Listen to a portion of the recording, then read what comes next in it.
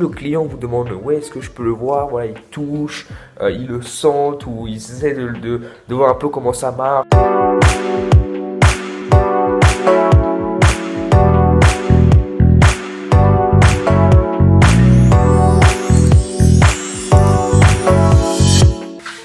Bonjour à tous et à toutes, bienvenue sur cette nouvelle vidéo. Aujourd'hui on va voir une vidéo très intéressante parce qu'on va voir ensemble les signaux d'achat, qu'est-ce qui en fait incite les gens à acheter, comment faire pour identifier ces signaux d'achat. Alors bien évidemment je vous partage ceci de mon expérience que j'ai eu avec les personnes que je contactais sur Messenger et également comment ils répondent à mes messages. Donc je vais vous partager aujourd'hui tout ce que j'ai compris, tout ce que j'ai retenu. Alors bien évidemment en fonction de ce que vous proposez ça va être différent, mais au moins vous aurez 4 signaux d'achat et vous pourrez au moins trouver un qui correspond à votre domaine. Donc ça peut être simplement les services, formations, etc.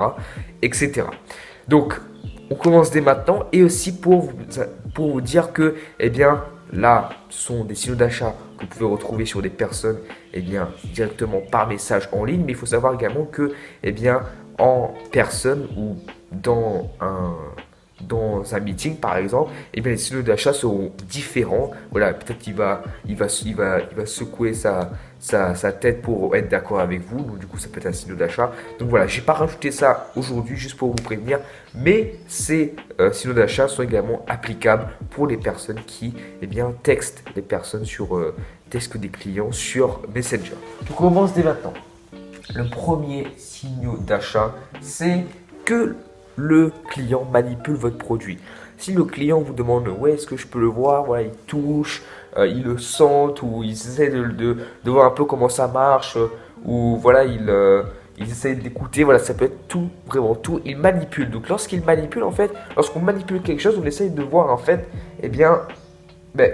pas les défauts, mais comment en fait ça peut nous aider. Donc manipuler quelque chose, c'est vraiment un signal d'achat. Ensuite, vous avez se visualiser avec votre produit. C'est-à-dire que en plus de manipuler par exemple ce stabilo, il va se dire ah bah ce stabilo peut vraiment m'aider au quotidien. Franchement, je le verrais bien en train de m'aider à écrire mes trucs sur un tableau. Donc là en fait, il se visualise déjà le fait qu'il a acheté. Donc lorsqu'on se visualise déjà quelque chose qu'on a acheté, on achète. Et le truc c'est que il va arriver à se visualiser si vous arrivez à le faire visualiser. C'est-à-dire vous utilisez un lexique tel que votre, ton, c'est à vous, votre futur, voilà. Toujours votre pour en fait faire comme si ça lui appartient déjà. Dans ce subconscient, il va dire ah ben si je me visualise ça, en fait inconsciemment il ne va pas se rendre compte, mais son subconscient va dire ah oui ben peut-être que si j'emmène ça avec moi, ce sera parfait. Donc voilà. Le deuxième signal, c'est tout simplement de se visualiser.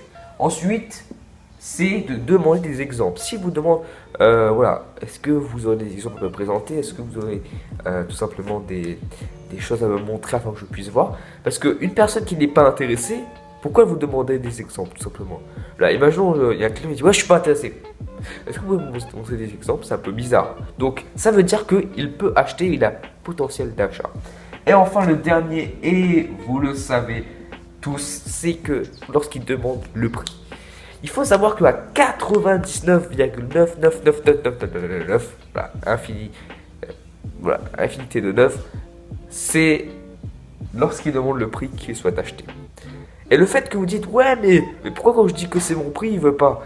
Parce que vous n'avez pas amené sur le bon produit. Lorsque vous l'amener sur le bon produit ce client, lorsque vous lui présentez un produit qui convient et qui est d'accord avec ses conditions et également qui lui permet d'avoir ce qu'il veut, le client va payer. Donc ce n'est jamais le prix qui est le problème, et lorsqu'il demande le prix, c'est qu'il veut acheter. Voilà les 4 signaux d'achat